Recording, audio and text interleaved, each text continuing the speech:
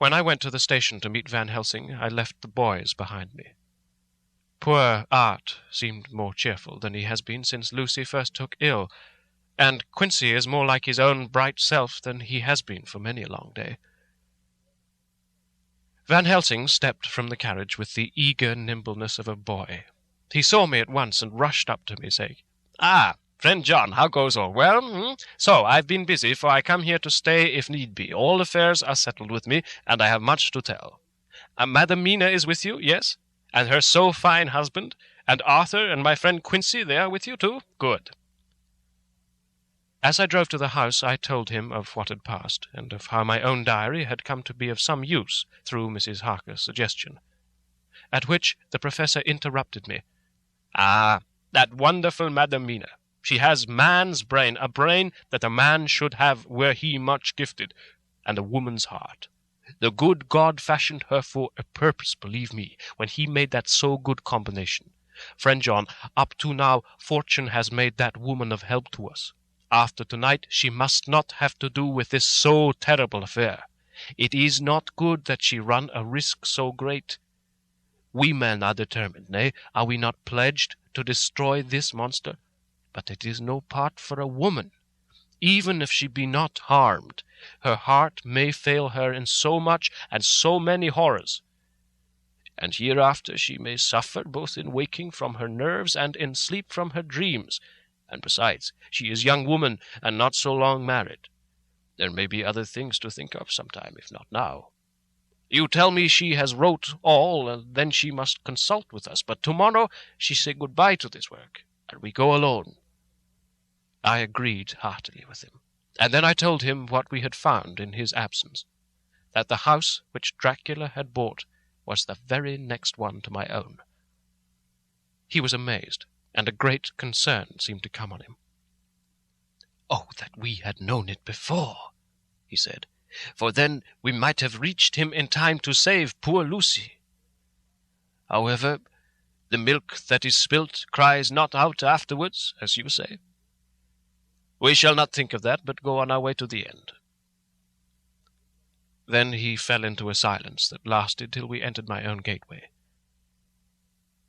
Before we went to prepare for dinner, he said to Mrs. Harker, "I am told, Madam Mina, by my friend John, that you and your husband have put up in exact order all things that have been up to this moment." "Not up to this moment, Professor," she said impulsively, "but up to this morning." "But why not up to now? We have seen hitherto how good light all the little things have made. We have told our secrets, and yet no one who has told is the worse for it." Mrs. Harker began to blush, and taking a paper from her pocket, she said, "Dr. Van Helsing, will you read this and tell me if it must go in? It is my record of today. I, too, have seen the need of putting down at present everything, however trivial, but there is little in this except what is personal. Must it go in?" The Professor read it over gravely, and handed it back, saying, "It need not go in if you do not wish it, but I pray that it may. It can but make your husband love you the more, and all us, your friends, more honor you, as well as more esteem and love." She took it back with another blush and a bright smile. And so now, up to this very hour, all the records we have are complete and in order. The Professor took away one copy to study after dinner, and before our meeting, which is fixed for 9 o'clock. The rest of us have already read everything, so when we meet in the study we shall all be informed as to the facts, and can arrange our plan of battle with this terrible and mysterious enemy. Mina Harker's Journal, 30th of September. When we met in Dr. Seward's study 2 hours after dinner, which had been at 6 o'clock, we unconsciously formed a sort of board or committee. Professor Van Helsing took the head of the table, to which Dr. Seward motioned him as he came into the room.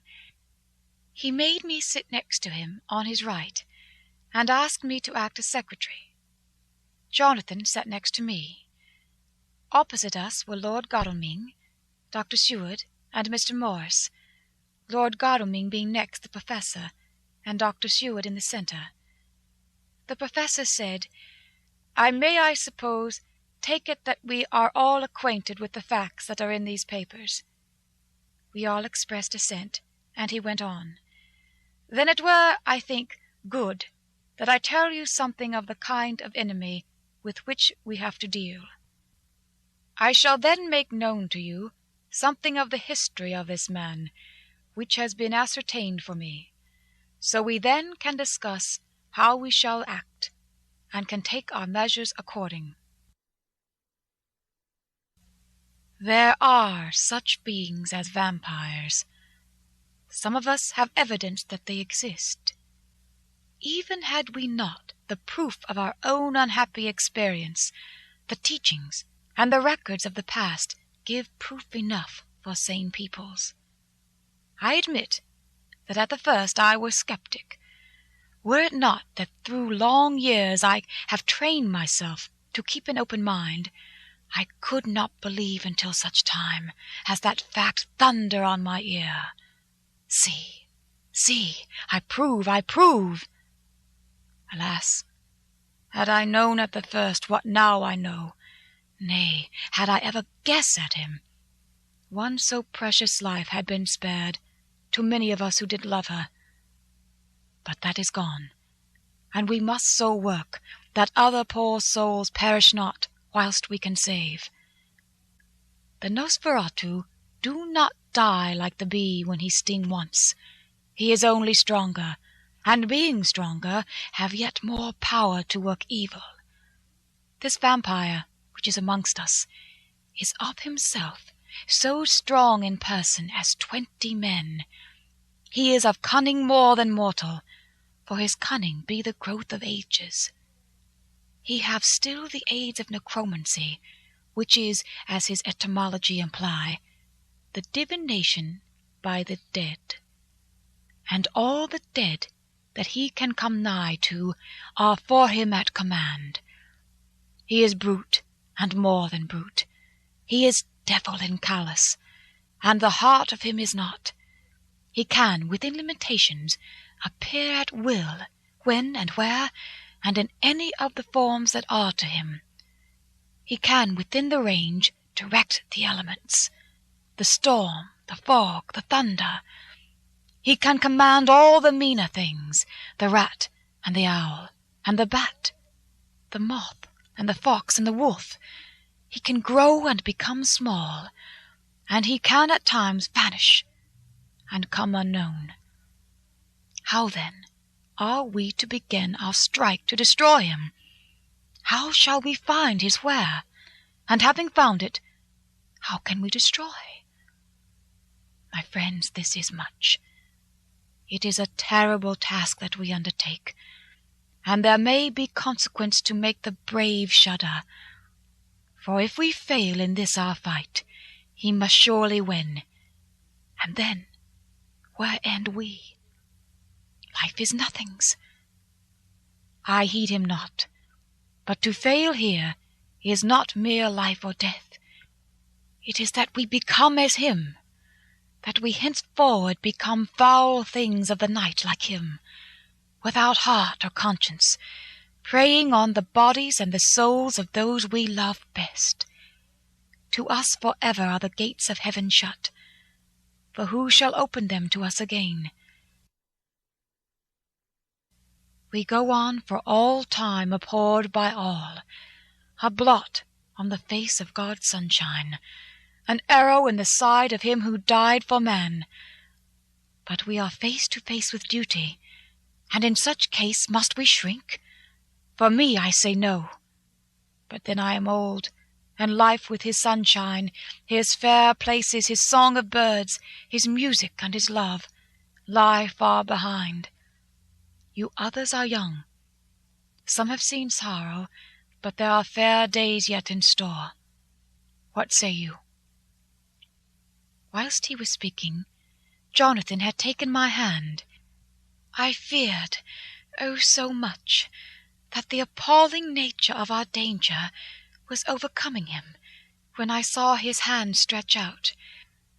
But it was life to me to feel its touch, so strong, so self-reliant, so resolute. A brave man's hand can speak for itself. It does not even need a woman's love to hear its music. When the professor had done speaking, my husband looked in my eyes, and I in his. There was no need for speaking between us. "I answer for Mina and myself," he said. "Count me in, Professor," said Mr. Quincy Morris, laconically as usual. "I am with you," said Lord Godalming, "for Lucy's sake, if for no other reason." Dr. Seward simply nodded. The professor stood up, and after laying his golden crucifix on the table, held out his hand on either side. I took his right hand, and Lord Godalming his left. Jonathan held my right with his left, and stretched across to Mr. Morris. So as we all took hands, our solemn compact was made. I felt my heart icy cold, but it did not even occur to me to draw back. We resumed our places, and Dr. Van Helsing went on with a sort of cheerfulness which showed that the serious work had begun. It was to be taken as gravely and in as businesslike a way as any other transaction of life.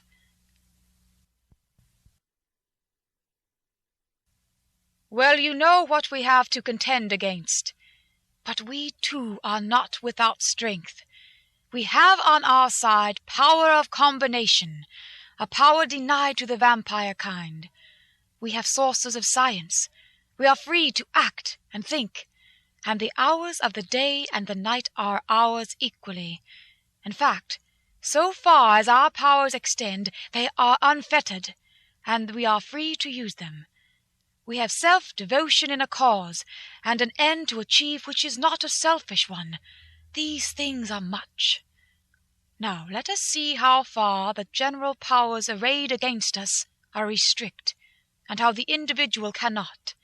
In fine, let us consider the limitations of the vampire in general, and of this one in particular. All we have to go upon are traditions and superstitions. These do not at the first appear much, when the matter is one of life and death, nay, of more than either life or death. Yet must we be satisfied? In the first place, because we have to be. No other means is at our control. And secondly, because, after all, these things, tradition and superstition, are everything. Does not the belief in vampires rest for others, though not, alas, for us, on them? A year ago, which of us would have received such a possibility in the midst of our scientific, skeptical, matter-of-fact 19th century? We even scouted a belief that we saw justified under our very eyes. Take it, then, that the vampire, and the belief in his limitations and his cure, rest for the moment on the same base. For let me tell you, he is known everywhere that men have been. In old Greece, in old Rome, he flourished in Germany all over, in France, in India, even in the Chernobyls, and in China. So far from us in all ways, there even he is, and the peoples fear him at this day. He have followed the wake of the berserker Icelander, the devil-begotten Hun, the Slav, the Saxon, the Magyar. So far, then, we have all we may act upon. And let me tell you that very much of the beliefs are justified by what we have seen in our own so unhappy experience. The vampire live on, and cannot die by mere passing of the time. He can flourish, when that he can fatten on the blood of the living. Even more, we have seen amongst us that he can even grow younger, that his vital faculties grow strenuous, and seem as though they refresh themselves when his special pabulum is plenty. But he cannot flourish without this diet. He eat not as others. Even friend Jonathan, who lived with him for weeks, did never see him to eat, never. He throws no shadow.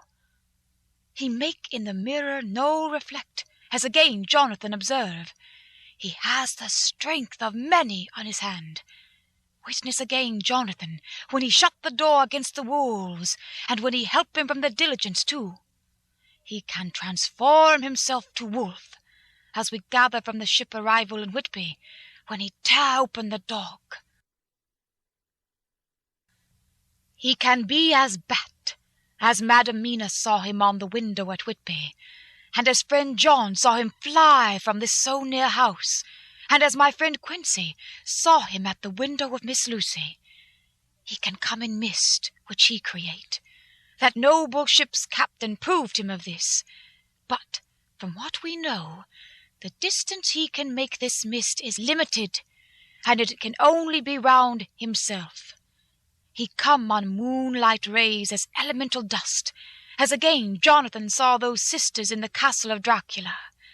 He becomes so small, we ourselves saw Miss Lucy, ere she was at peace, slip through a hair-breadth space at the tomb door. He can, when once he find his way, come out from anything, or into anything, no matter how close it be bound, or even fused up with fire. Solder, you call it. He can see in the dark. No small power this, in a world which is one half shut from the light. But hear me through. He can do all these things, yet he is not free.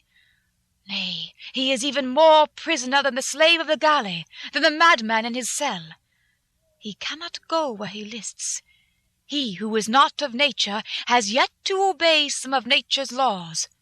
Why, we know not. He may not enter anywhere at the first, unless there be some one of the household who bid him to come, though afterwards he can come as he pleases. His power ceases, as does that of all evil things, at the coming of the day. Only at certain times can he have limited freedom. If he not be at the place whither he is bound, he can only change himself at noon, or at exact sunrise or sunset. These things are we told, and in this record of ours we have proof by inference. Thus, whereas he can do as he will, within his limit, when we have his earth home, his coffin home, his hell home, the place unhallowed, as we saw when we came to the grave of the suicide at Whitby, still, at other time, he can only change when the time come. It is said, too, that he can only pass running water at the slack, or at the flood of the tide. Then there are things which so afflict him that he has no power, as the garlic that we know of, and as for things sacred as this symbol, a crucifix, that was amongst us even now when we resolve, to them he is nothing, but in their presence he take his place far off, and silent with respect. There are others, too, which I shall tell you of, lest in our seeking we may need them. The branch of wild rose on his coffin, keep him that he move not from it. A sacred bullet fired into the coffin, kill him so that he be true dead. And as for the stake through him, we know already of its peace, or the cut-off head that giveth rest. We have seen it with our eyes. Thus, when we find the habitation of this man that was, we can confine him to his coffin, and destroy him, if we obey what we know.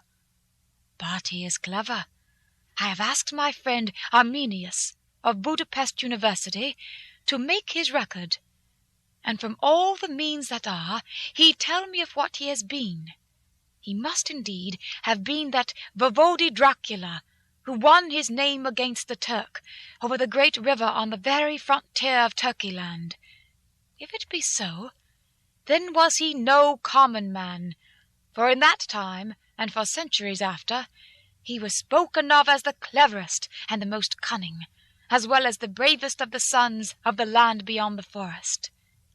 That mighty brain and that iron resolution went with him to his grave, and are even now arrayed against us. The Draculas were, says Arminius, a great and noble race, though now and again were scions who were held by their coevals to have had dealings with the evil one. They learned his secrets in the Scholomance, amongst the mountains over Lake Hermannstadt, where the devil claims the 10th Scala as his due. In the records are such words as strigoica, witch, ordog, and pokal, Satan and hell, and in one manuscript this very Dracula is spoken of as vampire, which we all understand too well. There have been from the loins of this very one great men and good women, and their graves make sacred the earth where alone this foulness can dwell. For it is not the least of its terrors that this evil thing is rooted deep in all good.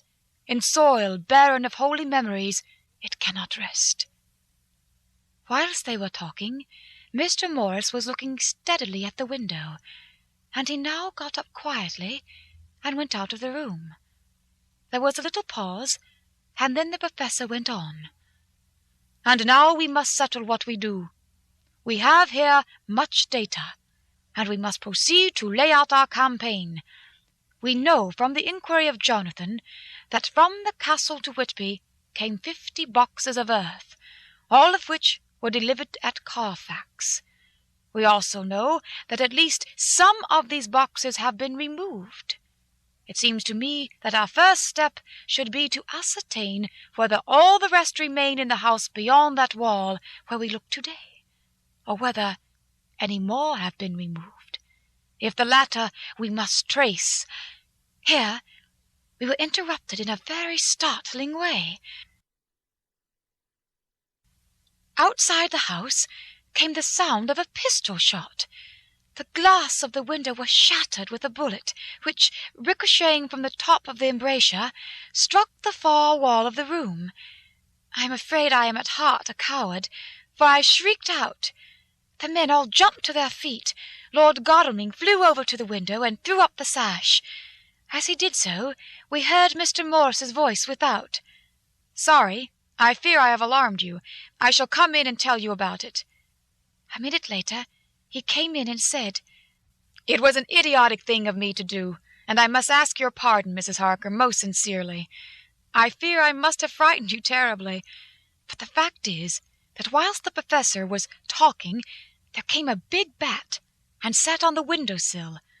I have got such a horror of the damned brutes from recent events that I cannot stand them, and I went out to have a shot, as I have been doing of late of evenings whenever I have seen one. You used to laugh at me for it then, Art." "Did you hit it?" asked Dr. Van Helsing. "I don't know. I fancy not, for it flew away into the wood." Without saying any more, he took his seat, and the Professor began to resume his statement. "We must trace each of these boxes, and when we are ready, we must either capture or kill this monster in his lair, or we must, so to speak, sterilize the earth, so that no more he can seek safety in it. Thus, in the end, we may find him in his form of man between the hours of noon and sunset, and so engage with him when he is at his most weak. And now for you, Madam Mina. This night is the end until all be well. You are too precious to us to have such risk. When we part tonight, you no more must question. We shall tell you all in good time. We are men, and are able to bear, but you must be our star and our hope, and we shall act all the more free that you are not in the danger such as we are." All the men, even Jonathan, seemed relieved, but it did not seem to me good that they should brave danger, and perhaps lessen their safety, strength being the best safety, through care of me. But their minds were made up, and though it was a bitter pill for me to swallow, I could say nothing, save to accept their chivalrous care of me. Mr. Morris resumed the discussion. "As there is no time to lose, I vote we have a look at his house right now. Time is everything with him, and swift action on our part may save another victim."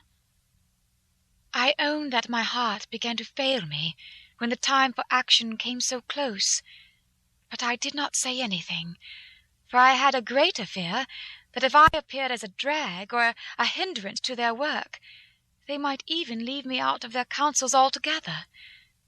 They have now gone off to Carfax, with means to get into the house. Manlike, they had told me to go to bed and sleep, as if a woman can sleep when those she loves are in danger. I shall lie down, and pretend to sleep, lest Jonathan have added anxiety about me when he returns.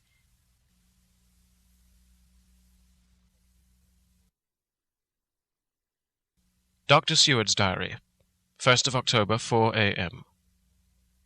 Just as we were about to leave the house, an urgent message was brought to me from Renfield to know if I would see him at once, as he had something of the utmost importance to say to me. I told the messenger to say that I would attend to his wishes in the morning. I was busy just at the moment. The attendant added, "He seems very importunate, sir. I've never seen him so eager. I don't know but what, if you don't see him soon, he will have one of his violent fits." I knew the man would not have said this without some cause, so I said, "All right, I'll go now." And I asked the others to wait a few minutes for me, as I had to go and see my patient. "Take me with you, friend John," said the professor. "His case in your diary interests me much, and it had bearing, too, now and again on our case. I should much like to see him, and especially when his mind is disturbed." "May I come also?" asked Lord Godalming. "Me too," said Quincy Morris. "May I come?" said Harker. I nodded, and we all went down the passage together. We found him in a state of considerable excitement, but far more rational in his speech and manner than I had ever seen him. There was an unusual understanding of himself which was unlike anything I had ever met with in a lunatic, and he took it for granted that his reasons would prevail with others entirely sane. We all five went into the room, but none of the others at first said anything. His request was that I would at once release him from the asylum and send him home. This he backed up with arguments regarding his complete recovery, and deduced his own existing sanity. "I appeal to your friends," he said. "They will, perhaps, not mind sitting in judgment on my case. By the way, you have not introduced me." I was so much astonished that the oddness of introducing a madman in an asylum did not strike me at the moment, and besides, there was a certain dignity in the man's manner, so much of the habit of equality, that I at once made the introduction. Lord Godalming, Professor Van Helsing, Mr. Quincy Morris of Texas, Mr. Jonathan Harker, Mr. Renfield. He shook hands with each of them, saying in turn, "Lord Godalming, I had the honour of seconding your father at the Wyndham. I grieve to know by your holding the title that he is no more. He was a man loved and honoured by all who knew him, and in his youth was, I have heard, the inventor of a burnt rum punch, much patronized on Derby night. Mr. Morris, you should be proud of your great state. Its reception into the Union was a precedent which may have far-reaching effects hereafter, when the pole and the tropics may hold alliance to the stars and stripes.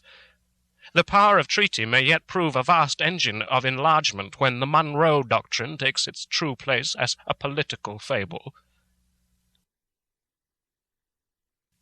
What shall any man say of this pleasure at meeting Van Helsing? Sir, I make no apology for dropping all forms of conventional prefix.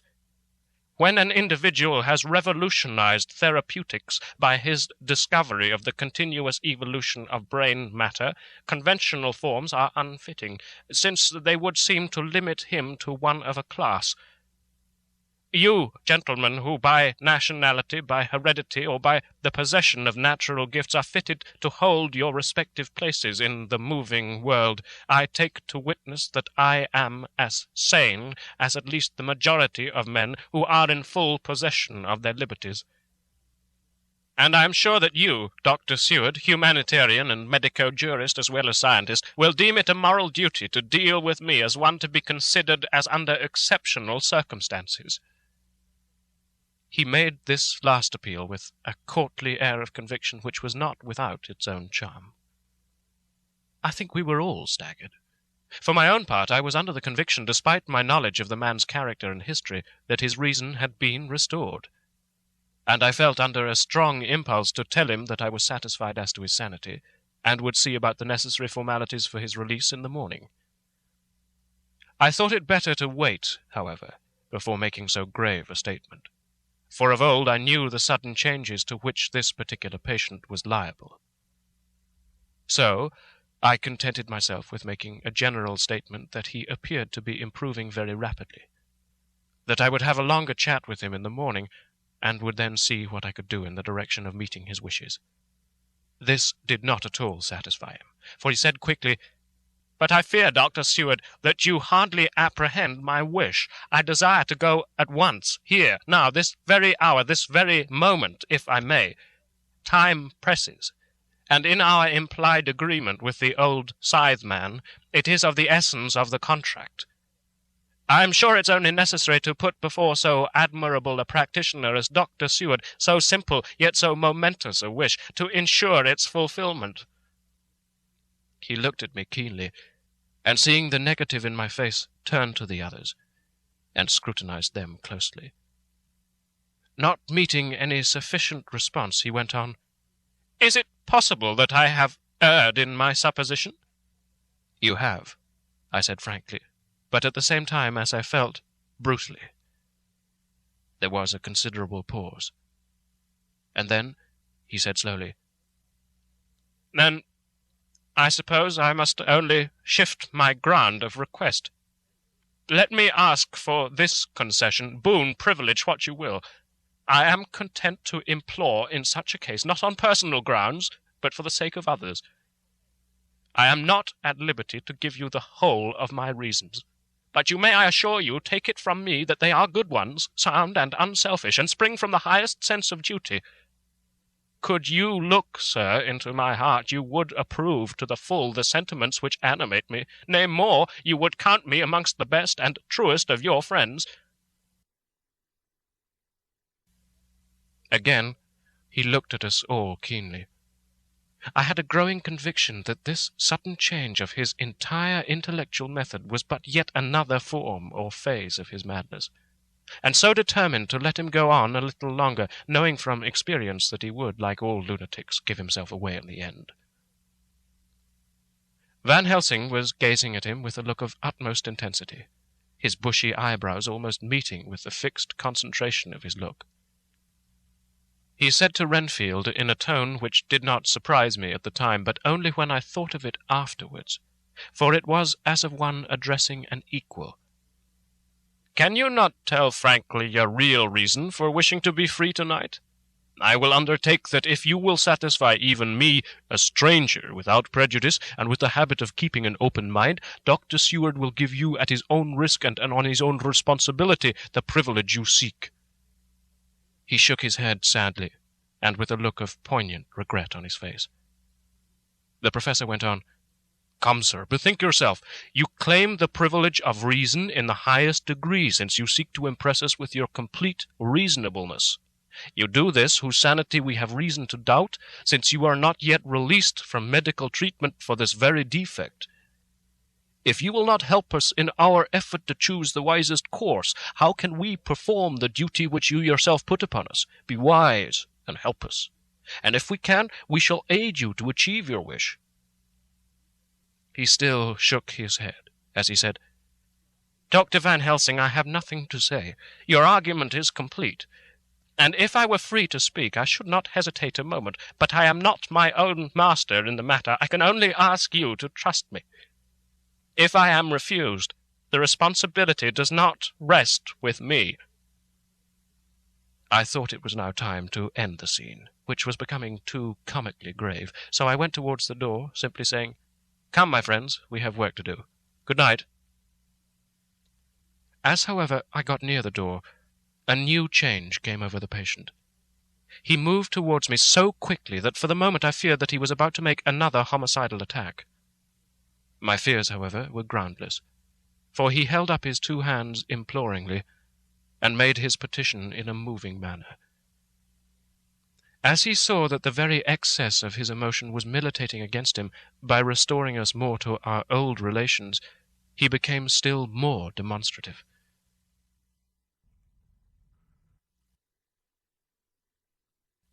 I glanced at Van Helsing, and saw my conviction reflected in his eyes. So I became a little more fixed in my manner, if not more stern, and motioned to him that his efforts were unavailing. I had previously seen something of the same constantly growing excitement in him when he had to make some request of which at the time he had thought much, such, for instance, as when he wanted a cat, and I was prepared to see the collapse into the same sullen acquiescence on this occasion. My expectation was not realized, for when he found that his appeal would not be successful, he got into quite a frantic condition. He threw himself on his knees and held up his hands, wringing them in plaintive supplication, and poured forth a torrent of entreaty, with the tears rolling down his cheeks, and his whole face and form expressive of the deepest emotion. "Let me entreat you, Dr. Seward, oh, let me implore you to let me out of this house at once. Send me away how you will and where you will. Send keepers with me with whips and chains. Let them take me in a strait waistcoat, manacled and leg-ironed, even to a jail. But let me go out of this. You don't know what you do by keeping me here. I am speaking from the depths of my heart, of my very soul. You don't know whom you wrong or how, and I may not tell. Woe is me, I may not tell.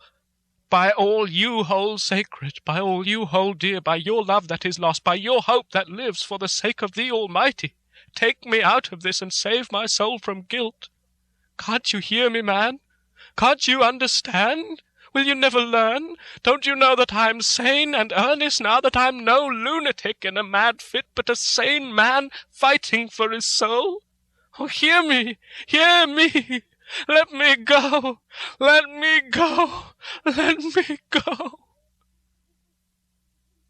I thought that the longer this went on, the wilder he would get, and so would bring on a fit.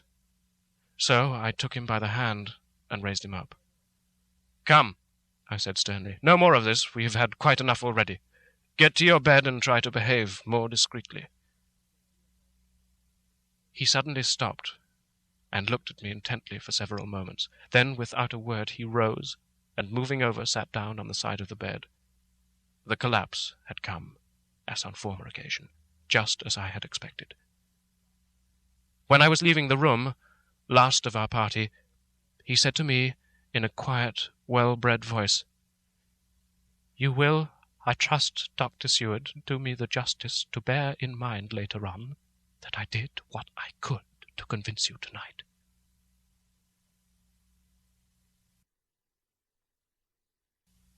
Chapter 19. Jonathan Harker's Journal. 1st of October, 5 a.m. I went with the party to the search with an easy mind, for I think I never saw Mina so absolutely strong and well. I am so glad that she consented to hold back and let us men do the work. Somehow it was a dread to me that she was in this fearful business at all, but now that her work is done, and that it's due to her energy and brains and foresight that the whole story is put together in such a way that every point tells, she may well feel that her part is finished, and that she can henceforth leave the rest to us. We were, I think, all a little upset by the scene with Mr. Renfield. When we came away from his room, we were silent till we got back to the study. Then Mr. Morris said to Dr. Seward, "Say, Jack, if that man wasn't attempting a bluff, he's about the sanest lunatic I ever saw. I'm not sure, but I believe that he had some serious purpose, and if he had, it was pretty rough on him not to get a chance." Lord Godalming and I were silent, but Dr. Van Helsing added, "Friend John, you know more of lunatics than I do, and I'm glad of it, for I fear that if it had been me to decide, I would before that last hysterical outburst have given him free. But we live and learn, and in our present task we must take no chance, as my friend Quincy would say. All is best as they are." Dr. Seward seemed to answer them both in a dreamy kind of way. "I don't know but that I agree with you. If that man had been an ordinary lunatic, I would have taken my chance of trusting him. But he seems so mixed up with the Count in an indexy kind of way that I'm afraid of doing anything wrong by helping his fabs. I can't forget how he prayed with almost equal fervour for a cat, and then tried to tear my throat out with his teeth. Besides, he called the Count Lord and Master, and he may want to get out to help him in some diabolical way. That horrid thing has the wolves and the rats and his own kind to help him, so I suppose he isn't above trying to use a respectable lunatic. He certainly did seem earnest, though. I only hope we've done what is best. These things, in conjunction with the wild work we have in hand, help to unnerve a man." The professor stepped over, and laying his hand on his shoulder, said in his grave, kindly way, "Friend John, have no fear. We are trying to do our duty in a very sad and terrible case. We can only do as we deem best. What else have we to hope for except the pity of the good God?" Lord Godalming had slipped away for a few minutes, but now he returned. He held up a little silver whistle as he remarked, "That old place must be full of rats, and if so, I've got an antidote on call." Having passed the wall, we took our way to the house, taking care to keep in the shadows of the trees on the lawn when the moonlight shone out. When we got to the porch, the professor opened his bag and took out a lot of things, which he laid on the step, sorting them into 4 little groups, evidently one for each.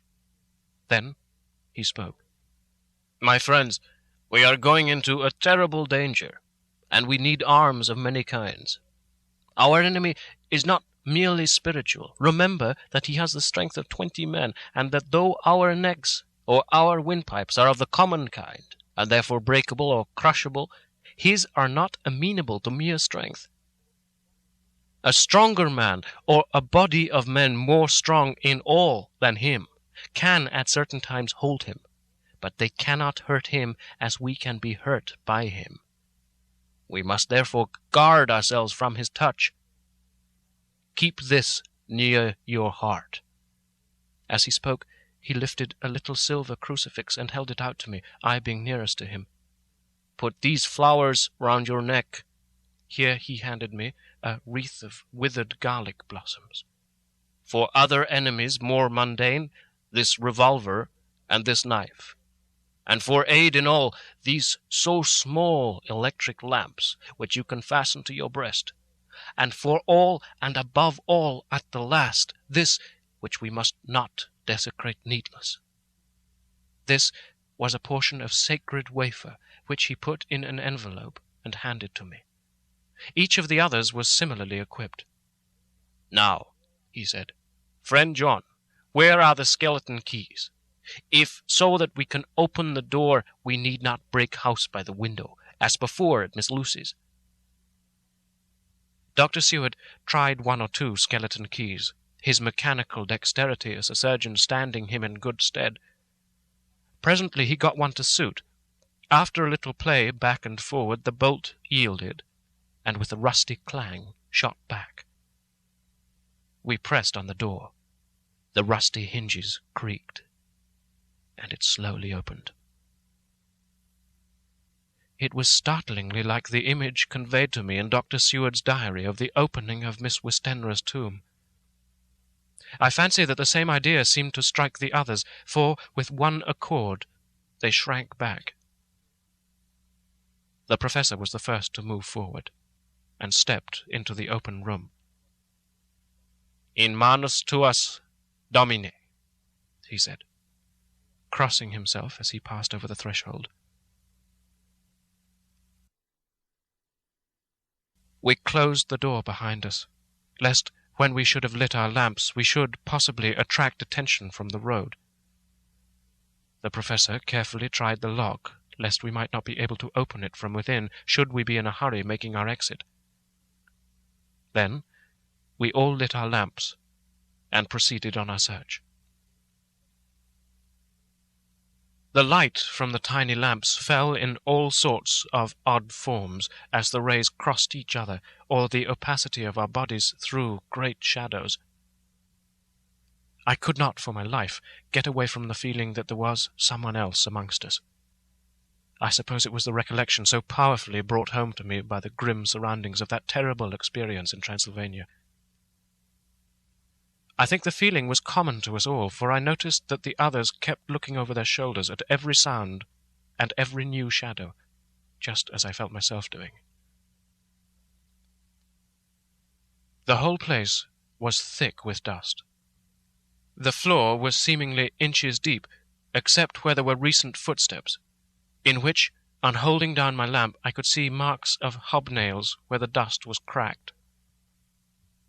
The walls were fluffy and heavy with dust, and in the corners were masses of spiders' webs, whereon the dust had gathered till they looked like old tattered rags as the weight had torn them partly down.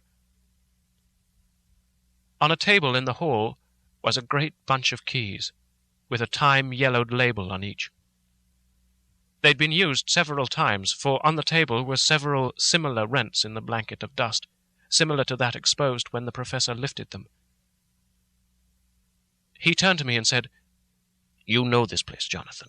You have copied maps of it, and you know it at least more than we do. Which is the way to the chapel?"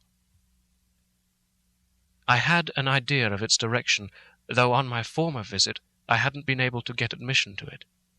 So I led the way, and after a few wrong turnings, found myself opposite a low arched oaken door, ribbed with iron bands. "This is the spot," said the professor, as he turned his lamp on a small map of the house, copied from the file of my original correspondence regarding the purchase. With a little trouble, we found the key on the bunch and opened the door.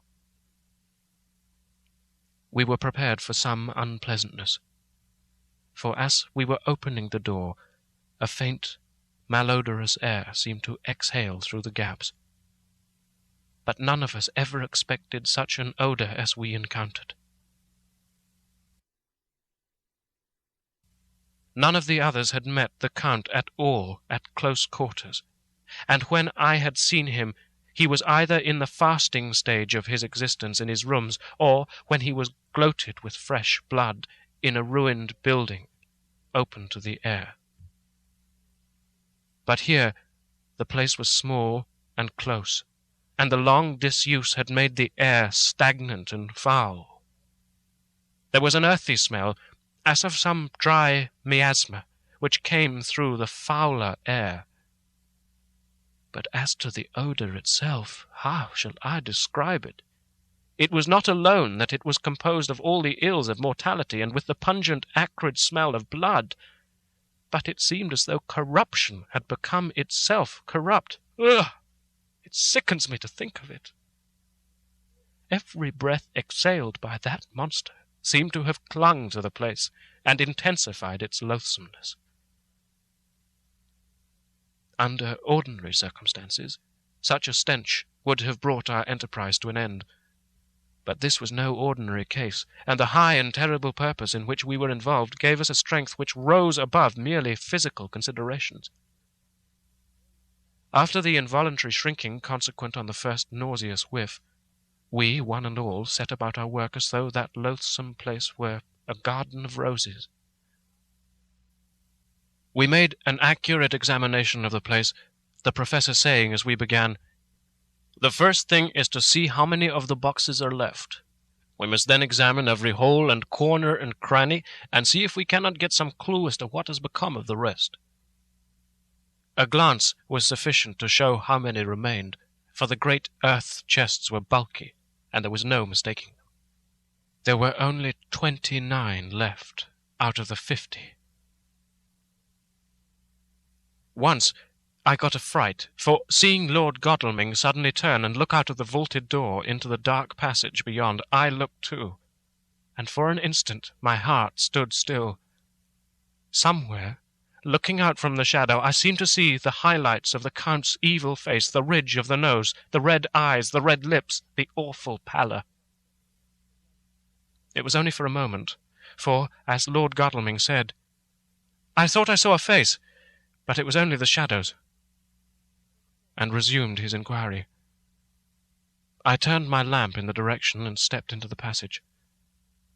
There was no sign of anyone, and as there were no corners, no doors, no aperture of any kind, but only the solid walls of the passage, there could be no hiding place, even for him. I took it that fear had helped imagination, and said nothing.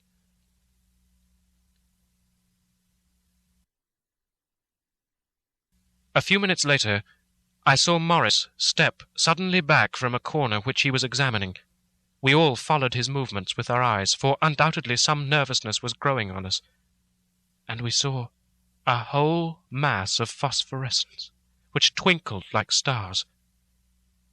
We all instinctively drew back. The whole place was becoming alive with rats. For a moment or two we stood appalled, all save Lord Godalming, who was seemingly prepared for such an emergency. Rushing over to the great iron-bound oaken door which Dr. Seward had described from the outside, and which I had seen myself, he turned the key in the lock, drew the huge bolts, and swung the door open. Then, taking his little silver whistle from his pocket, he blew a low, shrill call. It was answered from behind Dr. Seward's house by the yelping of dogs, and after about a minute 3 terriers came dashing round the corner of the house. Unconsciously, we all moved towards the door, and as we moved, I noticed that the dust had been much disturbed. The boxes which had been taken out had been brought this way. But even in the minute that had elapsed, the number of the rats had vastly increased. They seemed to swarm over the place all at once, till the lamplight, shining on their moving dark bodies and glittering baleful eyes, made the place look like a bank of earth set with fireflies. The dogs dashed on, but at the threshold suddenly stopped and snarled, and then, simultaneously lifting their noses, began to howl in most lugubrious fashion. The rats were multiplying in thousands, and we moved out. Lord Godalming lifted one of the dogs, and carrying him in, placed him on the floor. The instant his feet touched the ground, he seemed to recover his courage, and rushed at his natural enemies. They fled before him so fast that before he had shaken the life out of a score, the other dogs, who had by now been lifted in the same manner, had but small prey ere the whole mass had vanished. With their going, it seemed as if some evil presence had departed, for the dogs frisked about and barked merrily as they made sudden darts at their prostrate foes, and turned them over and tossed them in the air with vicious shakes. We all seemed to find our spirits rise. Whether it was the purifying of the deadly atmosphere by the opening of the chapel door, or the relief which we experienced by finding ourselves in the open, I know not. But most certainly the shadow of dread seemed to slip from us like a robe, and the occasion of our coming lost something of its grim significance, though we didn't slacken a whit in our resolution.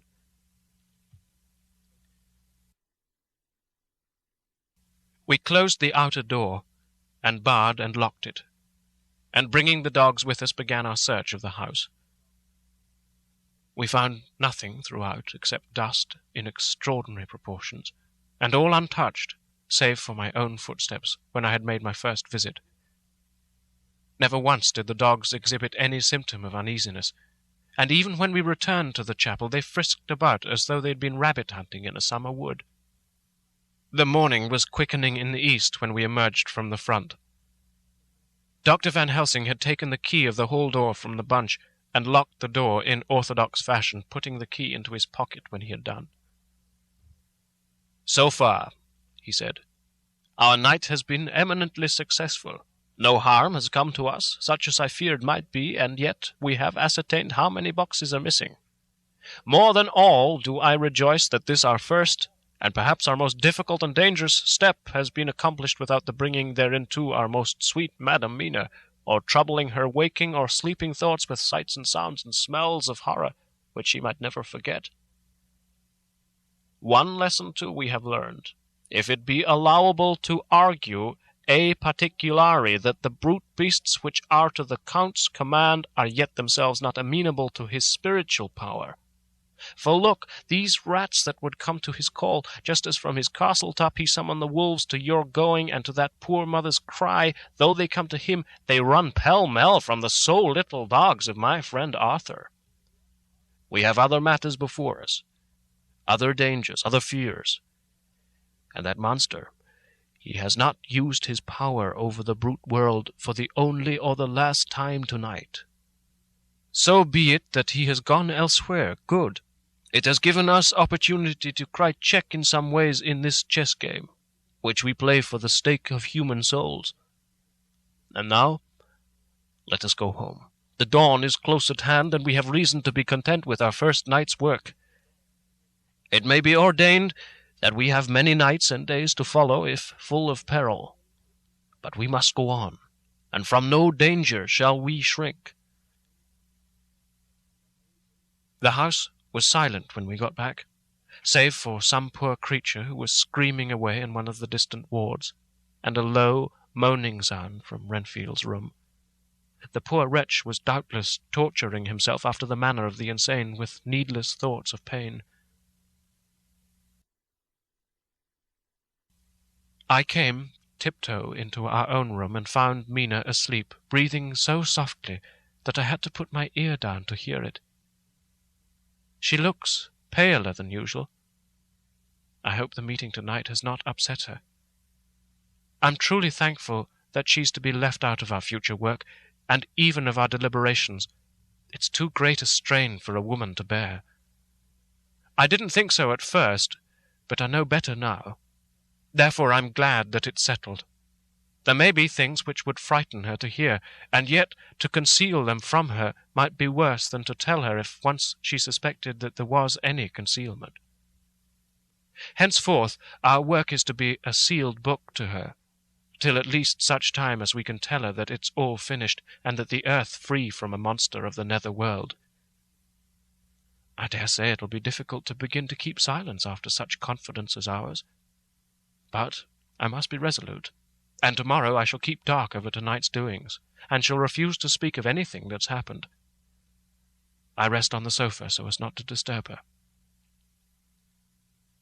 1st of October, later. I suppose it was natural that we should have all overslept ourselves, for the day was a busy one, and the night had no rest at all. Even Mina must have felt its exhaustion, for though I slept till the sun was high, I was awake before her, and had to call 2 or 3 times before she awoke. Indeed, she was so sound asleep that for a few seconds she didn't recognize me, but looked at me with a sort of blank terror, as one looks who has been waked out of a bad dream. She complained a little of being tired, and I let her rest till later in the day.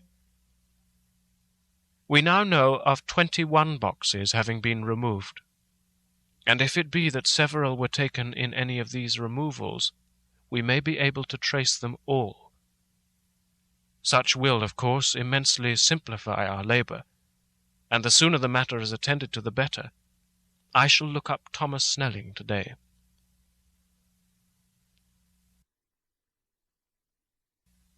Dr. Seward's Diary, 1st of October. It was towards noon when I was awakened by the Professor walking into my room. He was more jolly and cheerful than usual, and it's quite evident that last night's work has helped to take some of the brooding weight off his mind. After going over the adventure of the night, he suddenly said, "Your patient interests me much. May it be that with you I visit him this morning? Or if that you are too occupied, I can go alone, if it may be. It is a new experience to me to find a lunatic who talk philosophy and reason so sound." I had some work to do which pressed, so I told him that if he would go alone I would be glad, as then I should not have to keep him waiting. So I called an attendant and gave him the necessary instructions. Before the Professor left the room, I cautioned him against getting any false impression from my patient. "But," he answered, "I want him to talk of himself and of his delusion as to consuming live things. He said to Madam Mina, as I see in your diary of yesterday, that he had once such a belief. Why do you smile, friend John?" "Excuse me," I said, "but the answer is here." I laid my hand on the typewritten matter. When our sane and learned lunatic made that very statement of how he used to consume life, his mouth was actually nauseous with the flies and spiders which he'd eaten just before Mrs. Harker entered the room. Van Helsing smiled in turn. "Good," he said. "Your memory is true, friend John. I should have remembered. And yet it is this very obliquity of thought and memory which makes mental disease such a fascinating study. Perhaps I may gain more knowledge out of the folly of this madman than I shall from the teaching of the most wise. Who knows? I went on with my work, and before long was through that in hand. It seemed that the time had been very short indeed, but there was Van Helsing back in the study. "Do I interrupt?" he asked politely as he stood in the door. "Not at all," I answered. "Come in, my work is finished and I'm free. I can go with you now if you like." "It is needless. I've seen him." "Well?" "I fear that he does not appraise me at much. Our interview was short. When I entered his room he was sitting on a stool in the center with his elbows on his knees, and his face was the picture of sullen discontent. I spoke to him as cheerfully as I could, and with such a measure of respect as I could assume. He made no reply whatever. 'Don't you know me?' I asked. His answer was not reassuring. 'I know you well enough. You are the old fool Van Helsing. I wish you would take yourself and your idiotic brain theories somewhere else. Damn all thick-headed Dutchmen.' Not a word more would he say, but sat in his implacable sullenness as indifferent to me as though I had not been in the room at all. Thus departed from this time my chance of much learning from this so clever lunatic. So I shall go, if I may, and cheer myself with a few happy words with that sweet soul Madam Mina. Friend John, it does rejoice me unspeakable that she is no more to be pained, no more to be worried with our terrible things. Though we shall much miss her help, it is better so." "I agree with you with all my heart," I answered earnestly, for I didn't want him to weaken in this matter. "Mrs. Harker is better out of it. Things are quite bad enough for us, all men of the world, and who have been in many tight places in our time. But it's no place for a woman. And if she had remained in touch with the affair, it would in time infallibly have wrecked her.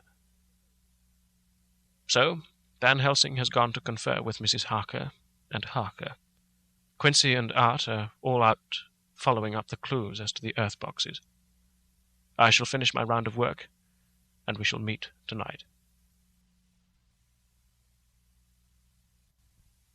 Mina Harker's Journal, 1st of October. It is strange to me to be kept in the dark as I am today. After Jonathan's full confidence for so many years, to see him manifestly avoid certain matters, and those the most vital of all. This morning I slept late after the fatigue of yesterday, and though Jonathan was late too, he was the earlier. He spoke to me before he went out, never more sweetly or tenderly, but he never mentioned a word of what had happened in the visit to the Count's house. And yet he must have known how terribly anxious I was. Poor dear fellow! I suppose it must have distressed him even more than it did me. They all agreed that it was best that I should not be drawn further into this awful work, and I acquiesced. But to think that he keeps anything from me! And now I am crying like a silly fool, when I know it comes from my husband's great love, and from the good wishes of those other strong men. That has done me good. Well, some day Jonathan will tell me all, and lest it should ever be that he should think for a moment that I kept anything from him, I shall keep my journal as usual. Then, if he is feared of my trust, I shall show it to him, with every thought of my heart put down for his dear eyes to read. I feel strangely sad and low-spirited today. I suppose it is a reaction from the terrible excitement. Last night I went to bed when the men had gone, simply because they told me to. I didn't feel sleepy, and I did feel full of devouring anxiety. I kept thinking over everything that has been ever since Jonathan came to see me in London, and it all seems like a horrible tragedy, with fate pressing on relentlessly to some destined end.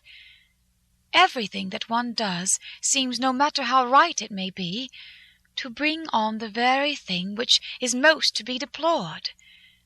If I hadn't gone to Whitby, perhaps poor dear Lucy would be with us now.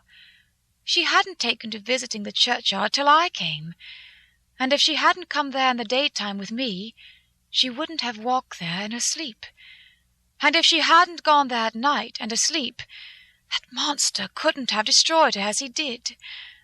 Oh, why did I ever go to Whitby? There now, crying again. I wonder what has come over me today.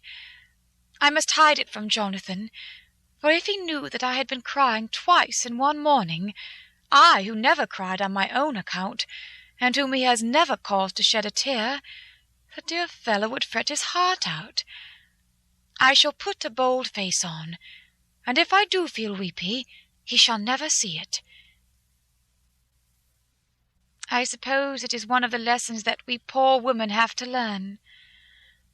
I can't quite remember how I fell asleep last night. I remember hearing the sudden barking of the dogs, and a lot of queer sounds, like praying, on a very tumultuous scale, from Mr. Renfield's room, which is somewhere under this. And then there was silence over everything, silence so profound that it startled me, and I got up and looked out of the window.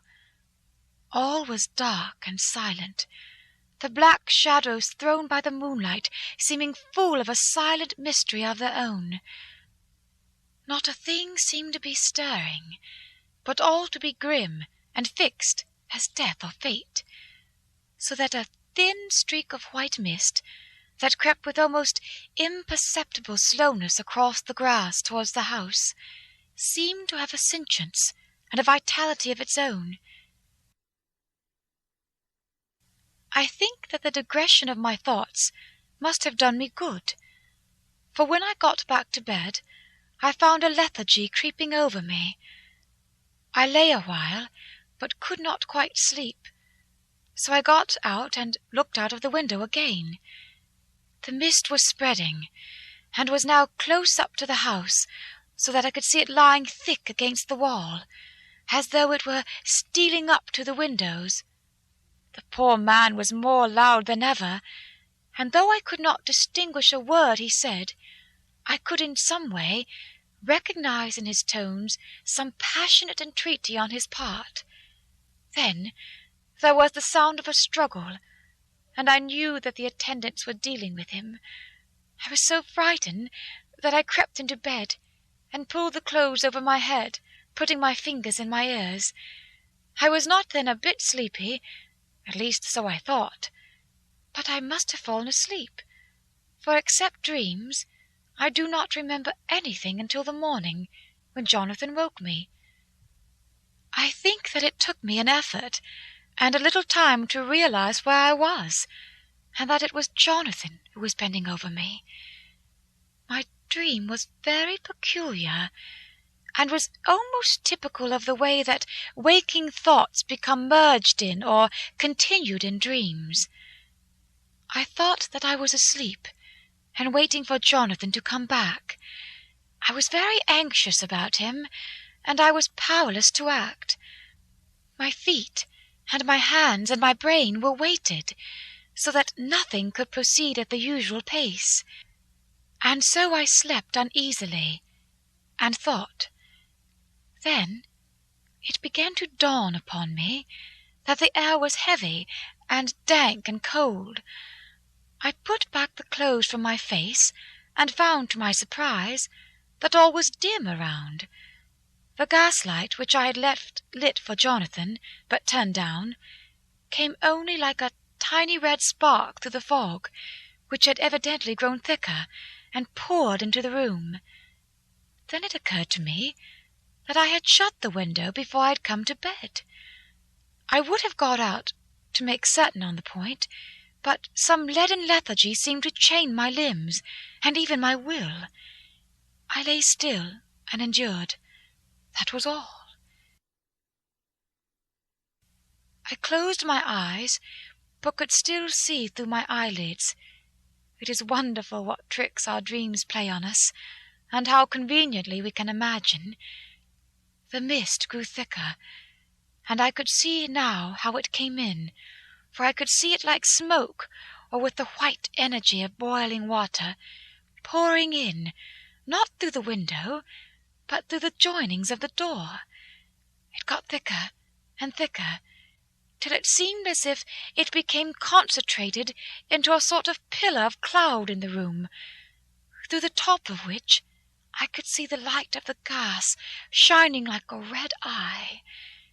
Things began to whirl through my brain, just as the cloudy column was now whirling in the room, and through it all came the scriptural words, "A pillar of cloud by day, and a fire by night."